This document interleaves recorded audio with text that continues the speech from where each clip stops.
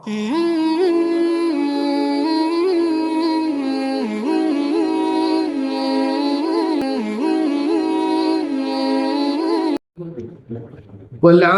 للمتقين والصلاة والسلام على خاتم الأنبياء والمرسلين محمد وآله الطيبين وأصحابه الطاهرين والمؤمنين والمسلمين كلهم أجمعين، أما بعد، فسبحانك لا علم لنا إلا ما علمتنا إنك أنت العليم الحكيم. إن أريد إلا الإصلاح ما استطعت وما توفيقي إلا بالله عليه توكلت وإليه أنيب. قال الله سبحانه وتعالى في كلامه القديم وفرقانه الحميد: أعوذ بالله من الشيطان الرجيم، بسم الله الرحمن الرحيم.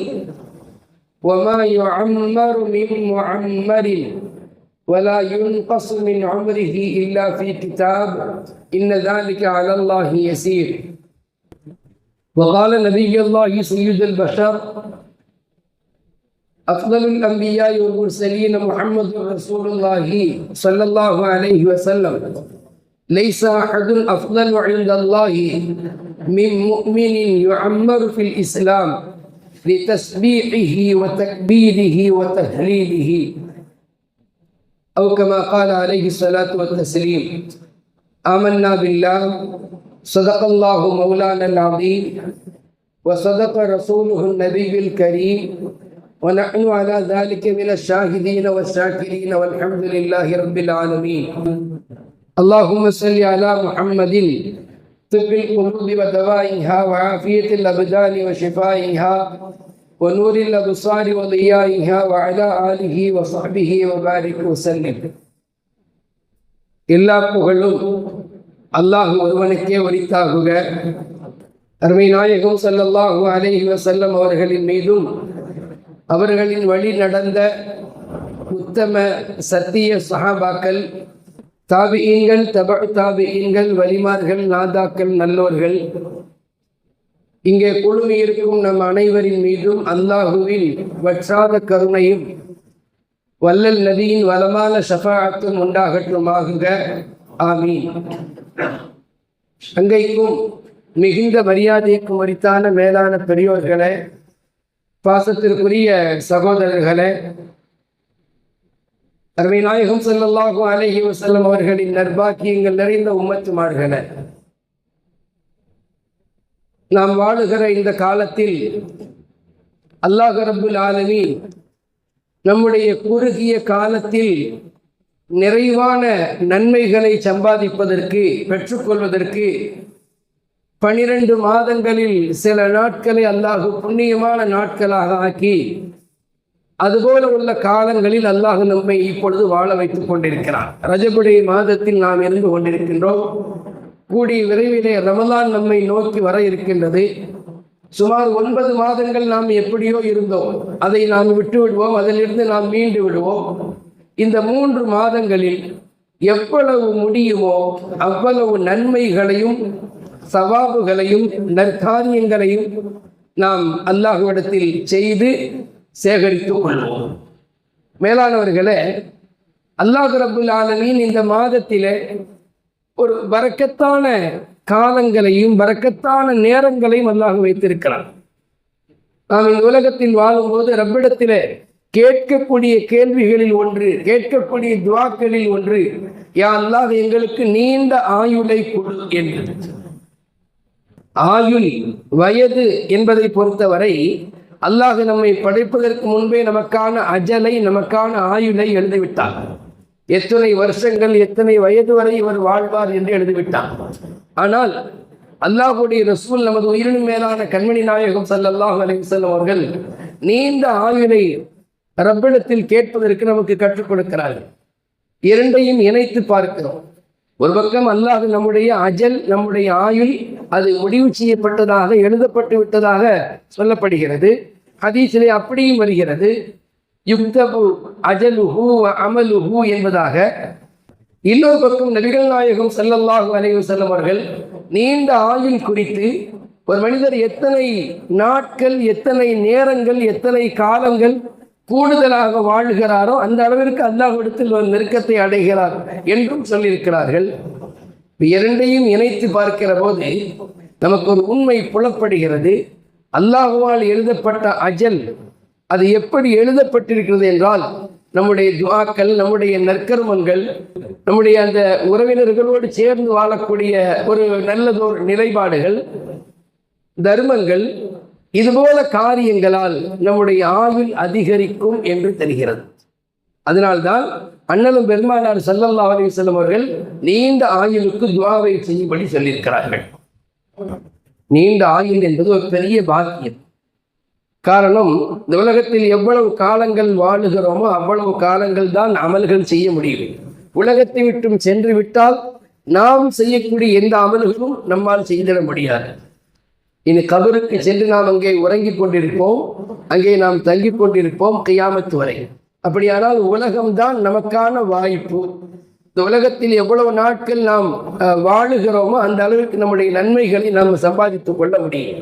கண்மணி நாயகம் ஸல்லல்லாஹு அலைஹி வஸல்லம் ஒரு இடத்துல நாம் எல்லாம் அடிக்கடி கேட்ட ஹதீஸ், ஐயுன் நாசி கைரும், மக்களிலே ஜனங்களிலே ஆகச் சிறந்தவர் யார் என்று கேட்கப்பட்ட போது நபிகள் நாயகம் ஸல்லல்லாஹு அலைஹி வஸல்லம் சொன்னார்கள், மன் தால உம்ருஹு வ ஹஸ்ன அமலுஹு, யாருடைய ஆயுள் அதிகமாகி அவருடைய அமலும் நல்லதாக அமைந்திருக்கும். இரண்டையும் நாம கவனிக்கணும். வெறுமனே வாழ்வது மட்டுமல்ல, நல்ல ஒரு அமல்களோடு சேர்ந்து வாழ்வது. இப்ப நபி ஸல்லல்லாஹு அலைஹி வஸல்லம் சொன்னாங்க, யாருடைய ஆயுள் நீளமாகி அவருடைய அமலும் நல்லதாக இருக்குமோ அவர் சிறந்தவர். இந்த ஹதீஸிலே நபிகள் நாயகம் ஸல்லல்லாஹு அலைஹி வஸல்லம் அவர்கள் நீண்ட ஆயுளும் சாலிஹான அமலும் சேர்த்து கொடுக்கப்பட்டவர், சிறந்த மனிதர் என்று குறிப்பிடுகிறார்கள். இந்த உலகத்தில் நாம் வாழுகிற போது ரப்பிடத்திலே நீண்ட ஆயுளை கேட்க வேண்டும் என்பது ஹதீஸின் வழியாக தெரிகிறது. நமக்கெல்லாம் தெரிந்த ஒரு நிகழ்வு, சுனன் அபீ தாவூதில, சுனன் நஸஈல பதிவு செய்யப்பட்ட ஹதீஸு. அருமை நாயகம் ஸல்லல்லாஹு அலைஹி வஸல்லம் அவர்கள் இரண்டு தோழர்களுக்கு மத்தியில் சகோதரத்துவத்தை உண்டாக்கினார்கள். மதீனாவிலே ஒரு முஹாஜிருக்கும் ஒரு அன்சாரிக்கும் மத்தியில சகோதரத்துவத்தை உண்டாக்கினார்கள். இருவரிலே ஒருவர் அதை அடுத்து வந்த ஒரு போரில் கலந்து கொண்டு ஷஹீதாக்கப்பட்டு விட்டார். இருவரிலே ஒருவர் அதை அடுத்து அந்த மதீனாவுக்கு வந்த அந்த காலங்களிலே ஒரு போருக்கு அனுப்பப்பட்டார், அதிலே ஷஹீதாக்கப்பட்டு விட்டார். இரண்டாம் அவர் அதிலிருந்து ஒரு வாரம் அல்லது 10 நாட்களுக்கு பிறகு, அதிலிருந்து ஒரு வாரம் அல்லது அதை அடுத்து உள்ள நாட்களுக்கு பிறகு அவர் இயற்கையாக மரணிக்கிறார். அவர் இயற்கையாக மரணிக்கிறார், படுக்கையிலே மரணிக்கிறார். சஹாபாக்கள் சொல்லுகிறார்கள், அவருடைய ஜனாசாவை நாங்கள் எல்லாம் நின்று தொழுதோம். தொழுது முடித்த பிறகு நபி ஸல்லல்லாஹு அலைஹி வஸல்லம் கேட்டாங்க, மா தஅவுதும் லி ஸாஹிபிக்கும், உங்களுடைய தோழருக்கு நீங்கள் என்ன துஆ செய்தீர்கள்? ஜனாசா தொழுகை என்பதே ஒரு துஆ. இப்போ நீங்கள் ஜனாசா தொழுகையில மற்ற நேரங்களில் உங்களுடைய அந்த இறந்து போன சகோதரருக்கு என்ன துஆ செய்தீர்கள்? சஹாபாக்கள் சொன்னார்கள், யா ரசூலல்லாஹ், நாங்கள் அவருடைய பாவங்கள் மன்னிக்கப்படுவதற்காக துஆ செய்தோம். அதோடு அவருடைய சகோதரர் இருக்கிறாரே, யார் அல்லாஹுடைய பாதையில் கொல்லப்பட்டு ஷஹீத் என்கிற சிறந்த அந்தஸ்தை அடைந்தாரோ அவரோடு சேர்த்து மறுமையில் தங்க வைக்கப்பட வேண்டும் என்றும் துஆ செய்தோம். கொஞ்சம் நல்ல கவனியுங்கள். சஹாபாக்கள் சொன்ன பதில், நாங்கள் இவருக்கு என்ன துஆ செய்தோம் என்றால், யா அல்லாஹ், இவரை அவரோடு சேர்த்து தங்க வச்சது. யாரோடு? இவருடைய சகோதரராக துனியாவில் வாழ்ந்தாரே, அதுவும் அல்லாஹுடைய பாதையில் கொல்லப்பட்டு ஷஹீதானாரே, அவரோடு சேர்த்து தங்க வைத்து விடு யா அல்லாஹ் என்று துஆ செய்தோம். அப்ப சஹாபாக்கள் என்ன விளங்கிக்கிட்டாங்க அப்படின்னா, என்னதான் இந்த மனிதர் அவரை அடுத்து சில நாட்களுக்கு பின்பு மரணித்தாலும் அவருடைய அந்தஸ்துக்கு வர முடியாது. காரணம், அவர் ஷஹீது, அவர் வீர மரணம் அடைந்த தியாகி, அவருடைய அந்தஸ்து மிக உயர்ந்தது. அவருக்கு பிறகு சில நாட்களுக்கு பின் மரணித்தாலும் கூட இயற்கையாக மரணித்தவர் தானே, ஒருவேளை அவரை விட குறைந்த ஸ்தானத்திலே மதிப்பிலே இருப்பார் என்று இவர்களாக மதிப்பிட்டுக் கொண்டார்கள். உடனே நபி ஸல்லல்லாஹு அலைஹி வஸல்லம் அந்த எண்ணத்திற்கு முற்றுப்புள்ளி வைத்தார்கள். அந்த எண்ணத்தை அவர்கள் நீக்கினார்கள். ஏன் அப்படி நினைக்கிறீர்கள்? அவருக்கு பிறகு இவர் தொழுத தொழுகைகள், இவர் நோற்ற நோன்புகள், இவர் செய்த திக்ர்கள் எல்லாம் எங்கே சென்றது? சொல்லப்போனால் இவருக்கும் அவருக்கும் மத்தியில வானம் பூமிக்கு மத்தியில் உள்ள வித்தியாசம் இருக்கும் மறுமையில் என்று சொன்னார்கள். லிமா பைனஹுமா அபஅது மிம்மா பைன ஸமாஇ வல் அர்த். வானத்திற்கும் பூமிக்கு மத்தியில் எவ்வளவு இடைவெளி இருக்கிறதோ அந்த அளவிற்கு முன்னால் மரணித்தவருக்கும் இன்று மரணித்தவருக்கும் மத்தியில் வித்தியாசம் இருக்கிறது என்று ஹதீஸின் நிறைவு பெறும். நாம் விளங்க வேண்டியது என்னன்னா, ஒரு மனிதர் இந்த உலகத்தில எவ்வளவு நாட்கள் கூடுதலான வயதை நாட்களை அடைகிறாரோ அது அவருக்கு பாக்கியம். அது அவர் பயன்படுத்திக் கொள்ள வேண்டும். மேலான பெரியவர்களை கொஞ்சம் சிந்தித்து பாருங்கள். இப்பொழுது நாம் வாழுகிற இந்த காலத்தில் நம்முடைய இளைஞர்கள், நம்முடைய வீட்டு வாலிபர்கள் யதார்த்தமாகவே பொறுப்புணர்வு இன்றி நடந்து வருவதை நாம் பார்க்கிறோம். அவர்களுக்கு அவர்களை பற்றி உண்டான கவலை இல்லை. சமூக பொறுப்பு அவர்களிடத்தில் கொஞ்சம் கொஞ்சமாக இல்லாமல் போகிறது. வீட்டினுடைய அந்த பாரத்தை சுமந்து கொள்ள வேண்டும் என்கிற சிந்தனை இல்லாமல் போகிறது. அப்படி போவதனால் அவர்கள் தங்களுக்கு என்ன தோன்றுகிறதோ அதை செய்கிறார்கள். வீட்டிலேயும் அதற்கான வாய்ப்பை கொடுக்கப்படுகிறது. பெற்றோர்களும் இதிலே கவலை கொள்ள வேண்டும். பிள்ளைகளுடைய அந்த பொறுப்பின்மை, பிள்ளைகளுடைய அந்த கேர்லெஸ் என்பதற்கு பெற்றோர்களும் ஒரு வகையில் காரணமாக இருக்கிறார்கள். நான் சொன்னது என்னவென்றால், நீண்ட ஆயுளுக்கு ரப்பிடத்திலே துவா செய்ய வேண்டும். அது பெரிய பாக்கியமான ஒன்று என்பதற்கு அடுத்த இதை நான் சொல்கிறேன். சமீபத்திய வாலிபர்கள் ஒரு பொறுப்புணர்வின்றி வாழ்ந்து கொண்டிருக்கிறார்கள். அல்லாஹ் கொடுத்த இந்த உயிர் அமானிதம் என்று சிந்திப்பதில்லை. அல்லாஹ் நமக்கு கொடுத்த இந்த வாழ்க்கை பாக்கியம் என்று சிந்திப்பதில்லை. இதில் எவ்வளவு நாம நாட்டுகளை நடுகிறோமோ, விளைச்சல் செய்கிறோமோ, அதை தான் மறுமையில் அறுவடை செய்ய முடியும் என்கிற சிந்தனையற்று, நான் சொல்வது இஸ்லாமிய வாலிபர்களை, சிந்தனையற்று அப்படியே நண்பர்களுடைய அந்த குழுவிலே தங்களை ஐக்கியப்படுத்தி கொண்டு அவர்கள் செல்வதையும் அவர்கள் நடந்து கொள்வதையும் பார்க்கிற போது இஸ்லாமிய இளைஞர்கள் ஏன் இப்படி பொறுப்புணர்வு இல்லாமல் இருக்கிறார்கள் என்று யோசிக்க தோன்றுகிறது. சமீபத்தில் ஒரு 10 நாட்களுக்கு முன், ஏன் மிகச் சரியாக 8 நாட்களுக்கு முன்பு எங்களது ஊருக்கு அருகிலே ஒரு 9 இளைஞர்கள் இஸ்லாமிய இளைஞர்கள் எங்க போனாங்க? ராத்திரியில பைக்கை எடுத்துக்கொண்டு இங்கிருந்து அந்த திருநெல்வேலியிலிருந்து ஒரு 30 கிலோமீட்டர் கடந்து ஒரு இடத்துல டீ குடிப்பதற்காக போறாங்க. வீட்டில் டீ போட்டு குடிக்கலாம், சரி வீட்டில் குடிப்பது ஒரு இது இல்லை, ட்ரெண்டிங்காக இல்லைன்னு சொன்னால் ஊருக்குள்ளேயே குடிக்கலாம். அவர் பைக்கை எடுத்துக்கொண்டு, அது 9 பேர், அநேகமாக ட்ரிபிள்ஸாக இருக்கலாம், 9 பேர் போகிறார்கள். போகிற வழியில் கனரக வாகனத்தில் மோதி 2 இளைஞர்கள் இறந்து விட்டார்கள். போகிற வழியில கனரக வாகனத்தில் மோதி, அது எல்லாமே பைபாஸ், இப்ப இருக்கக்கூடிய பைபாஸ் எல்லாம் அப்படியே வழுக்கிக்கிட்டு போற மாதிரி தான் வாகனம் எல்லாம் வருது. நாம எவ்வளவு பொறுப்போடு போனாலும் அது நடந்து முடிந்த பிறகு வருத்தப்படுவதில் எந்த பிரயோஜனமும் இல்லை. யோசித்து பார்க்கிறோம், அந்த இளைஞர்களுடைய பெற்றோருக்கு எவ்வளவு கனவுகள் இருக்கு, அவர்களுக்குத்தான் என்ன இலக்கு இருந்திருக்கும் என்று யோசிக்க வேண்டுமா இல்லையா? அப்போ உயிர் போனதற்கு பின்பு அந்த குடும்பமும் மிகப்பெரிய ஒரு கவலைக்கும் ஒரு நிற்கதிக்கும் உள்ளாகி நிற்குமே. ஏன் யோசிக்க தவறுகிறோம்? இளைஞர்கள் ஒவ்வொன்றாக யோசிக்க வேண்டும். அதை அடுத்து மறுநாள், அன்னைக்கு தான் நடந்திருக்கு, அதை அடுத்து மறுநாள் இன்னொரு ஊரில், அதே ஊரில் இல்லை, இன்னொரு ஊரில் அதே போல இளைஞர்கள் 2 பேரும் பைக்கில் சென்று அது போலவே அவர்கள் அது விபத்திற்குள்ளாகி ஒருவர் இறந்து போகிறார். இப்ப சமீப காலமாகவே இளைஞர்கள் சிறுபிராயத்திலேயே மரணிப்பதற்கு நாம தகுதீர் அது இது என்று நாம பேசினாலும் கூட பொறுப்பின்மை காரணம் என்பதை புரிந்து கொள்கிறோம். பெற்றோர்களும் அவர்கள் கேட்கிற அந்த வாகனங்களை, பல சிசி கொண்ட அந்த வாகனங்களை வாங்கி கொடுத்து விடுகிறார்கள். அதை ஓட்டி சென்று அவர்கள் மரணத்தை தழுவுகிற போது மிகப்பெரிய சோகமும் கவலையும் தான் ஏற்படுகிறது. யோசித்து பார்க்க வேண்டுமா இல்லையா? இந்த உலகத்தில் நமக்கு எவ்வளவு ஆயுளை அல்லாஹ் எழுதியிருக்கிறானோ அந்த ஆயுளுக்குள் நாம சரிபடுத்திக் கொள்ள வேண்டுமே. தௌபா இல்லாமல் மரணித்தால் எவ்வளவு பெரிய நஷ்டம் மறுமையில் ஏற்படலாம். அல்லாஹ் ஈமானோடு அவனை சந்தித்து விட்டால் சொர்க்கத்தில் புகுத்துவான். அதற்கு முன்பு எத்தனை ப்ராசஸ் இருக்குது. நம்ம என்ன ஒரு சாவி போன மாதிரியா வாழ்ந்தோம்? நன்மைகளிலே முண்டி அடித்துக் கொண்டு இருந்தோமா? இல்லை. மறுமையில் சென்றதும் அல்லாஹுடைய அந்த ரஹ்மத்தான பார்வைக்குள்ளாகி சுத்தம் நடைவதற்கு எத்தனை பாவங்கள் நாம் செய்து கொண்டிருக்கிறோம். அதற்கான கணக்கு வழக்குகள் முடிய வேண்டுமே. அப்ப அதுவெல்லாம் முடியாமல் சொர்க்கம் செல்வது என்பது கேள்விக்குரிய என்று சொன்னால் நாம் இந்த உலகத்தில் வாழக்கூடிய காலத்தை வாக்கியமாக கருத வேண்டுமா இல்லையா? அல்லாஹ் ரப்பல் ஆலமீன் நமக்கான இந்த வாழ்க்கையை உலகத்தில் தந்திருக்கிறான்.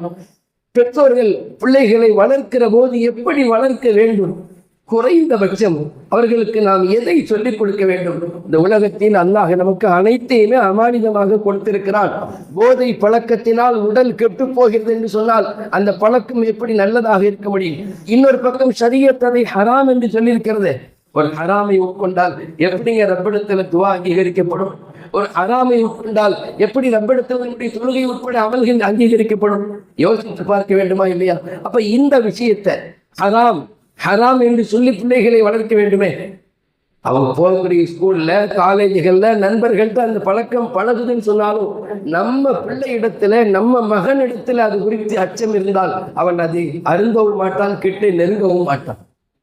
மேலான பெரியவர்களே, நமக்குத்தான் கடமை, நம்முடைய பொறுப்பு தான். மிகப்பெரிய வருத்தம் அடைகிறோம், கைவிட்டுக் கொண்டு நிற்கிறோம் பிள்ளைகளுடைய உயிரிழப்புக்கு பிறகு. அப்ப போன உயிர் திரும்ப வந்து விடாது. உலகத்தினுடைய வாழ்க்கை முடிந்த பிறகு திரும்ப இந்த உலகத்தில் வாழ்வதற்கான வாய்ப்பு கிடையாது. காபிர்கள் தான் மறுமையில் சொல்வார்கள். அல்லாஹுவை நிராகரித்து அல்லாஹுவை இணை வைத்து வாழ்ந்த மக்கள் தான் மறுமையில் சொல்வார்களாம், என்னை ரப்பிர் ஜிப்ரூனி லஅல்லி அஅமலு சாலிஹா, பூமிக்கு என்னை இன்னொரு முறை அனுப்பு, நான் சாலிஹான அமல் செய்துவிட்டு வருகிறேன் என்று. அல்லாஹ் சொல்வான், கல்லா, அதற்கான வாய்ப்பு இல்லை, அதற்கான வாய்ப்பு இல்லை என்று அல்லாஹ் சொல்வான். இது நமக்கு என்ன உணர்த்தது தெரியுமா? இந்த உலகத்தில் நமக்கும் கொடுக்கப்பட்ட வாழ்க்கை ஒரு வாழ்க்கை தான், ஒரு உயிர் தான். இந்த உயிரை நாம் பாதுகாத்து வாழ வேண்டும், சிந்தனையோடு வாழ வேண்டும். சிந்தனை என்பது ரொம்ப முக்கியம் அல்லவா? அல்லாஹ் ரப்பல் ஆலமீன் குர்ஆனில் பல இடங்களில் சிந்திக்கக்கூடிய கூட்டம் என்று யாரை குறிப்பிடுகிறான்? நம்மை தான் குறிப்பிடுகிறான். ஏனென்றால் சிந்தித்தோம் என்றால், கடமைகளை சரியாக செய்தோம் என்றால், செயல்களை சரியாக ஆக்கிக் கொண்டோம் என்றால், உண்மையில இந்த உலகத்தை நாம உலக வாழ்க்கையை பயன்படுத்தி கொண்ட மக்களாக ஆகிவிடுவோம். ஒரு இலக்கு நமக்கென்று வேண்டும். இளைஞர்களாகிய நாம நமக்கென்று ஒரு இலக்கை அமைத்துக் கொள்ள வேண்டும். அது இல்லாமல் பயணிப்பது எந்த பயனும் இல்லை. ஒருவர் எங்கே போகிறோம் என்றே தெரியாமல் வாகனத்தை எடுத்து புறப்பட்டால் அவர் எப்படி தான் நினைத்த இடத்தை அடைய முடியாதோ அதுபோலதான் ஒரு இளைஞன் தன்னுடைய வாழ்க்கையில் இலக்கே இல்லாமல், லட்சியமே இல்லாமல் பயணித்தால் அந்த பயணமும் பயனற்றதாக அமைந்தது. மறுமையில் போன பிறகு நாம் அல்லாஹ்விடத்தில் எந்த ஒரு மன்னிப்பும் கேட்டிட முடியாது. கொஞ்சம் யோசித்து பார்க்கிறோம். இளைஞர்கள் அந்த இளமையை, அந்த வாலிபத்தை சாலிஹான அமல்களில் கழிக்க வேண்டும். அவர்களால் முடியும். இதே உம்மத்தினுடைய முன்னோர்கள் வாலிபத்தை அல்லாஹுடைய அச்சத்தை நிறைவாக அதிகமாக ஆக்கி இறை நெருக்கத்தை அடைந்தவர்களும் இருக்கிறார்கள். எத்தனையோ நிகழ்வுகளை நாம் சொல்லிக்கொண்டே போகலாம். இளைஞர்கள் தன்னுடைய இளமையில் எப்படி இருந்தார்கள்? அப்படியானால் இன்னைக்கு இருக்கக்கூடிய இஸ்லாமிய குடும்பங்களில், முஸ்லிம் குடும்பங்களில் இருக்கக்கூடிய இளைஞர்கள் கொஞ்சம் யோசிக்கலாமே. வாகனங்களை ஓட்டுவதோ அல்லது நவீன கருவிகளை பயன்படுத்துவதோ நாம் முழுசாக தடை விதிக்க முடியாது, அது சாத்தியமும் இல்லை. ஆனால் கொஞ்சம் அந்த வாகனத்தை எடுப்பதற்கு முன்னால சுப்ஹானல்லதி சக்கரலனா ஹாதா வமா குன்னா லஹு முக்ரினீன வ இன்னா இலா ரப்பினா லமுன்கலிபூன, இதுபோல துஆக்களை ஓதிக்கொண்டு எடுக்கலாம். பிள்ளைகளுக்கு பெற்றோர்கள் கற்றுத்தர வேண்டுமா இல்லையா? பெற்றோர்களுக்கு தெரியும், நான் அவர்களை பற்றி குறை சொல்லவில்லை. ஆனால் அந்த பெற்றோர்கள் பிள்ளைகளுக்கு அந்த துஆவை கற்றுக் கொடுத்து அனுப்புகிறார்களா? என்ன யோசிக்கிறீங்க? துஆ ஓதிட்டு போனா மட்டும் அவருக்கு எழுதப்பட்ட விஷயத்தை தப்பிக்க முடியுமா? இதெல்லாம் நம்முடைய இதுக்கு மாற்றமானது. இது நம்முடைய அப்படி ஒரு வார்த்தையை நாம் பேசிட முடியாது. அல்லாஹ் ரப்புல் ஆலமீன் இப்படி ஒரு துஆவை நமக்கு குர்ஆனிலே பதிவு செய்து தந்துள்ளார். நபி ஸல்லல்லாஹு அலைஹி வஸல்லம் அவர்கள் பிரயாணத்திற்கென சில துஆக்களை சொன்னார்கள். அது நம்மை எப்படியும் எப்படி காப்பாற்றும் என்று நாம் சிந்திக்க முடியாது. சில சமயம் நம்மளை அறியாமல் நாமளே சொல்லுவோம், தலைக்கு வந்தது தலைப்பாகையோடு போயிடுச்சுன்னு சொல்லுவோம். அதெல்லாம் அந்த துஆவுடைய பரக்கத்தினாலும் கூட இருக்கலாமா இல்லையா? அப்ப துஆவை நம்முடைய பிள்ளைகளுக்கு ஓத சொல்லி அனுப்புவது இது பெற்றோரின் கடமை. இவ்வளவுதான் பெற்றோரால முடியும். பின்னாடி உட்கார்ந்து பயணிக்க முடியாது. அந்த பிள்ளை, அந்த இளைஞன் வண்டியை எடுக்கிற போது எனக்கென ஒரு கட்டுப்பாடு வேண்டும், எனக்கென ஒரு சுய உணர்வு வேண்டும். நான் அதிவேகமாக செல்லக்கூடாது. அதிவேகம் என்னென்னைக்கும் ஆபத்து. ஷைத்தானுடைய பாதைகளில் ஒன்று, ஷைத்தான் வழிகெடுக்கக்கூடிய வழிகளில் ஒன்று அல் அஜ்லத்து, வேகமாக நம்மை பயணிக்க செய்யும். வேகமாக நம்மை ஒரு காரியத்தை செய்வது. ஷரியத்தில் எந்த இடத்திலும் வேகத்திற்கு அனுமதி இல்லை, முன் செல்வதற்கு அனுமதி இருக்கிறது. அதாவது முபாதரத் என்று சொல்லும், ஒரு காரியங்களில் விரைவாக இறங்க வேண்டும் என்று நினைப்பதற்கு அனுமதி இருக்கிறது. அது கூட ஆகிரத்துடைய அமல்களில் மட்டும்தான். உலக பயணங்களில் எல்லாம் அதற்கு அனுமதி இல்லை. அப்போ அந்த குழந்தை நினைக்க வேண்டும், நான் நிதானமாக பயணிக்க வேண்டும்.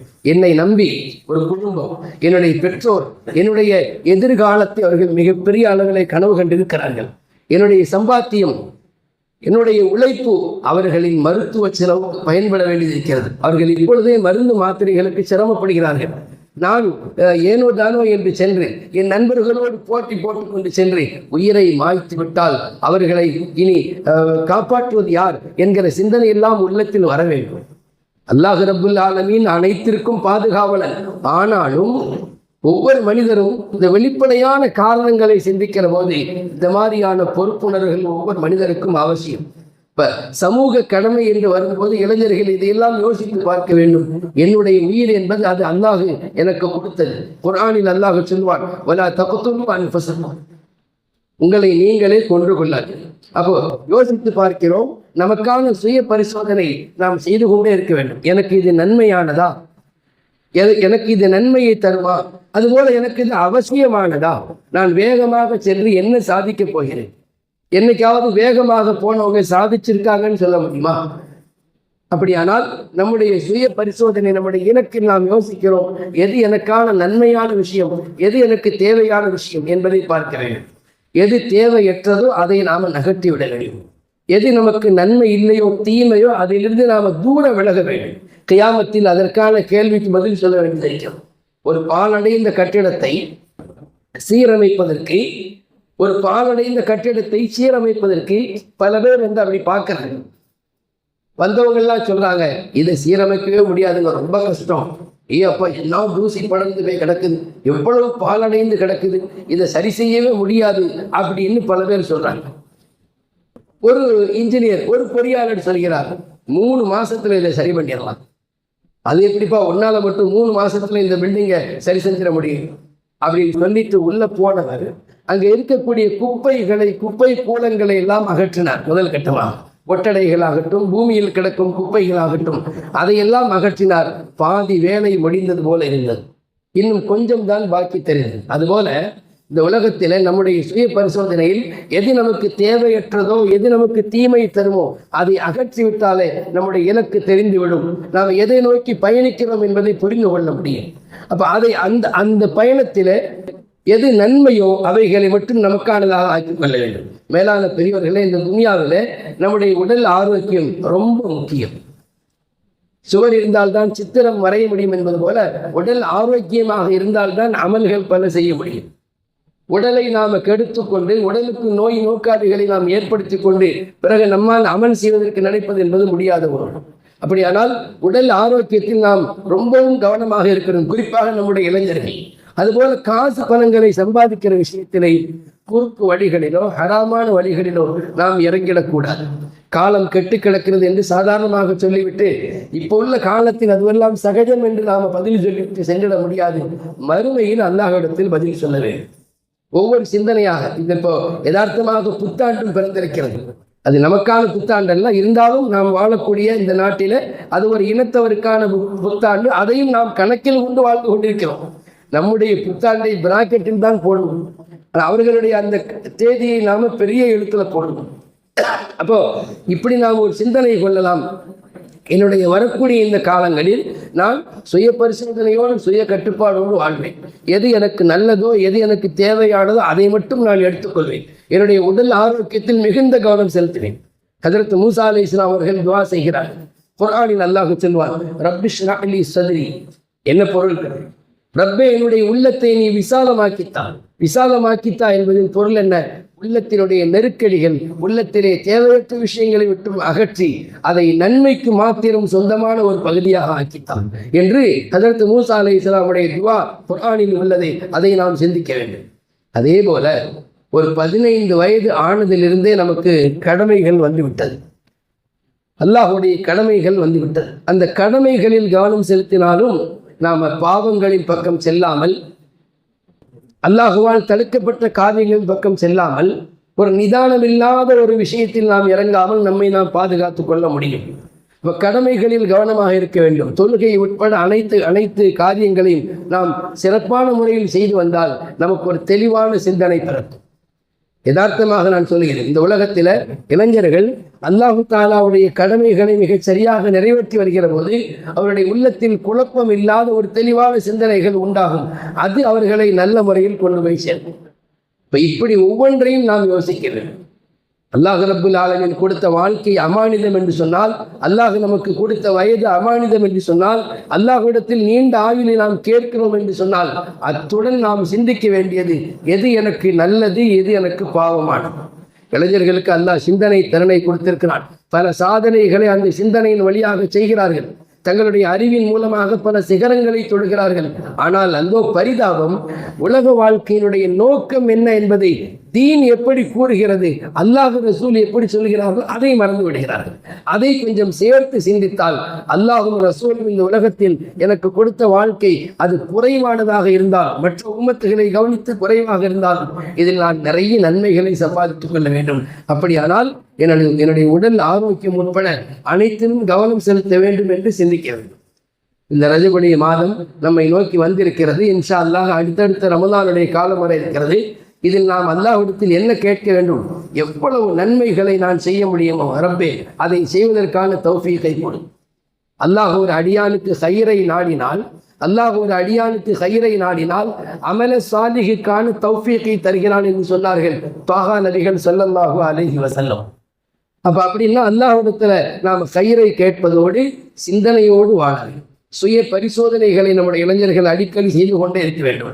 எந்த காரணத்தை கொண்டும் அதிவேகமாக எங்கும் நாம் பயணிக்க கூடாது.